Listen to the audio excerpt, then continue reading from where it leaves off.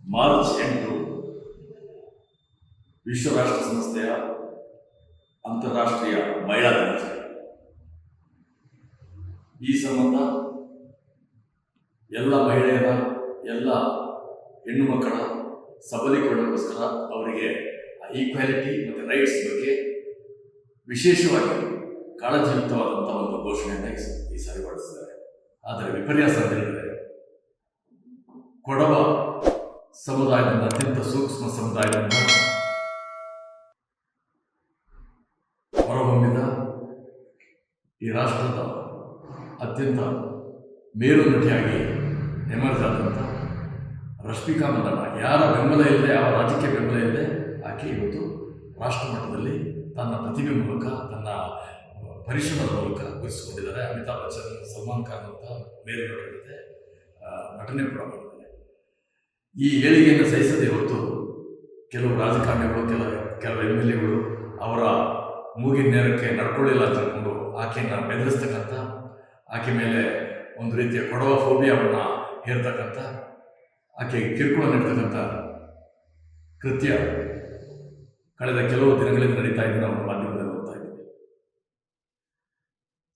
ನಮ್ಮ ಸಂವಿಧಾನ, ಡಾಕ್ಟರ್ ಅಂಬೇಡ್ಕರ್ ಅವರು ರಚನೆ ಮಾಡಿದಂಥ ಸಂವಿಧಾನ ಇಡೀ ಜಗತ್ತಿಗೆ ಮಾದರಿಯಾದಂಥ ಸಂವಿಧಾನ. ಇಲ್ಲಿ ವ್ಯಕ್ತಿ ಸ್ವಾತಂತ್ರ್ಯ, ಆಲೋಚನಾ ಸ್ವಾತಂತ್ರ್ಯ, ಮಾತನಾಡುವ ಸ್ವಾತಂತ್ರ್ಯ, ಅಭಿವ್ಯಕ್ತಿ ಸ್ವಾತಂತ್ರ್ಯವನ್ನು ನಮಗೆ ಕಲ್ಪಿಸಿದ್ದಾರೆ.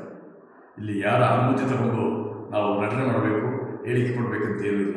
ಅದೇ ರೀತಿ 1956ರಲ್ಲಿ ರಾಜ್ಯಗಳ ಪುನರ್ಗಠನಾ ಕಾಯ್ದೆ ಸಂದರ್ಭದಲ್ಲಿ ಕೊಡಗು ರಾಜ್ಯ ಅತ್ಯಂತ ಸುಭಿಕ್ಷ ರಾಜ್ಯ, ಕರ್ನಾಟಕಕ್ಕೆ ಮರ್ಜ್ ಆಗಬೇಕಾದ್ರೂ ಕೂಡ ಅಂಡರ್ಟೇಕಿಂಗ್ ಇದೆ. ಕಾನ್ಸ್ಟಿಟ್ಯೂಷನ್ 7th ಅಮೆಂಡ್ಮೆಂಟಲ್ಲಿ ಯಾವ್ಯಾವ ರಾಜ್ಯ ವಿಶಾಲ ರಾಜ್ಯಕ್ಕೆ ಸೇರುತ್ತೋ ಅಲ್ಲಿನ ಬಹುಭಾಷಿಕ ಸಮುದಾಯ, ಸಣ್ಣ ಸಮುದಾಯಗಳನ್ನು ಪ್ರೊಟೆಕ್ಟ್ ಮಾಡಬೇಕು.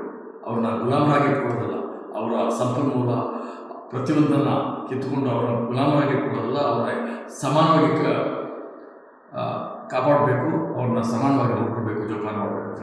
ಆದರೆ ಅದನ್ನೆಲ್ಲ ವೈಲೇಟ್ ಮಾಡಿ ಇವತ್ತು ಈ ಸಣ್ಣ ಸಮುದಾಯದ ಮೇಲೆ ದಬ್ಬಾಳಿಕೆ ಮಾಡ್ತಕ್ಕಂಥ ಕೆಲಸ ನಡೀತಾ ಇದೆ. ಅನೇಕ ಸಂದರ್ಭದಲ್ಲಿ ನಾವು ನೋಡಿದ್ವಿ, ಇವಾಗ ಹೆಚ್ಚೆಚ್ಚು ಕಾಣ್ತಾ ಇದೆ. ಇದೊಂದು ಬೆದರಿಕೆ ಸ್ವರೂಪ ಇದು. ಇದು ನಿಲ್ಲಬೇಕು. ಇದು ಅತ್ಯಂತ ದೊಡ್ಡ ಪ್ರಜಾಪ್ರಭುತ್ವ ರಾಷ್ಟ್ರ, ಒಂದು ಅತ್ಯಂತ ದೊಡ್ಡ ಎಥನಿಕ್ ಡೈವರ್ಸಿಟಿ ಇರ್ತಕ್ಕಂಥ ರಾಷ್ಟ್ರ, ವೈವಿಧ್ಯತೆಯಲ್ಲಿ ಏಕತೆಯಲ್ಲಿ ವೈವಿಧ್ಯತೆ ಇರ್ತಕ್ಕಂಥ ರಾಷ್ಟ್ರ. ಇಲ್ಲಿ ಪ್ರತಿಯೊಬ್ಬರಿಗೂ ಅವ್ರದ್ದೇ ಆದಂಥ ಸ್ವಾತಂತ್ರ್ಯ ಇದೆ. ರಶ್ಮಿಕಾ ಮಂದಣ್ಣ ಅವರ ಮೇಲೆ ಇವತ್ತು ಏನು ದಬ್ಬಾಳಿಕೆ ಮಾಡ್ತಾ ಇದ್ದಾರೆ, ಬೆದರಿಕೆ ಬಿಡ್ತಾ ಇದ್ದಾರೆ, ಈ ಫೋಬಿಯಾ ಕ್ರಿಯೇಟ್ ಮಾಡ್ತಾ ಇದ್ದಾರೆ, ಇವ್ರ ಮೇಲೆ ಅವ್ರ ಶಾಸಕರಿರ್ಬೋದು, ಯಾರೇ ಇರ್ಬೋದು, ರಾಷ್ಟ್ರೀಯ ಮಹಿಳಾ ಆಯೋಗ ಮತ್ತು ವಿಶ್ವ ರಾಷ್ಟ್ರ ಸಂಸ್ಥೆಯ ಮಹಿಳಾ ಆಯೋಗ ಸೋಮಟ್ಟು ಕೇಸ್ ದಾಖಲಿಸಬೇಕು ಅಂತ ನಾವು ಒತ್ತಾಯ ಮಾಡ್ತಾ ಇದ್ದೀವಿ. ನಿರ್ಭೀತಿಯಿಂದ ನಮ್ಮಂಥ ಸಣ್ಣ ಸಮುದಾಯ ನಿರ್ಭೀತಿಯಿಂದ ನಮ್ಮ ಹಕ್ಕುಗಳನ್ನು ಪ್ರತಿಪಾದನೆ ಮಾಡುವ ಅವಕಾಶ ಇರಬೇಕು. ಮತ್ತು ಆ ಹಕ್ಕುಗಳನ್ನು ಗೌರವಿಸ್ತಕ್ಕಂಥ ಕೆಲಸ ಕೂಡ ಮೇಜರ್ ಕಮ್ಯುನಿಟಿಯವರು ಮಾಡಬೇಕು. ಅವ್ರ ಕೈಯಲ್ಲಿ ಸರ್ಕಾರ ಇರಬೇಕು. ಮೆಜಾರಿಟೇರಿಯನ್ ರೂಲಿಂಗ್ ಅಂದರೆ ಅಡ್ಮಿನಿಸ್ಟ್ರೇಷನ್ನ ನಮ್ಮ ಸಂವಿಧಾನ ಒಪ್ಪುತ್ತೆ, ಆದರೆ ಮೆಜಾರಿಟೇರಿಯನ್ ಟೈರಾನಿ, ಅವರ ದಬ್ಬಾಳಿಕೆಯಲ್ಲ, ಅದರ ಸಂವಿಧಾನ ಒಪ್ಪೋದಿಲ್ಲ. ಅದು ಇಲ್ಲಿ ನಡೀತಾ ಇದೆ. Thank you. ಲೇಟೆಸ್ಟ್ ಹಾಗೂ ಇಂಟ್ರೆಸ್ಟಿಂಗ್ ಸುದ್ದಿಗಳಿಗಾಗಿ ಬಾಸ್ ಟಿವಿ ಕನ್ನಡ ಚಾನೆಲ್ನ ಸಬ್ಸ್ಕ್ರೈಬ್ ಮಾಡಿ. ಹಾಗೆಯೇ ಬೆಲ್ ಐಕಾನ್ ಪ್ರೆಸ್ ಮಾಡಿ. ಇದರ ಜೊತೆಗೆ ಫೇಸ್ಬುಕ್, ಇನ್ಸ್ಟಾಗ್ರಾಮ್, ಎಕ್ಸ್ನಲ್ಲೂ ಮಿಸ್ ಮಾಡದೆ ಫಾಲೋ ಮಾಡಿ.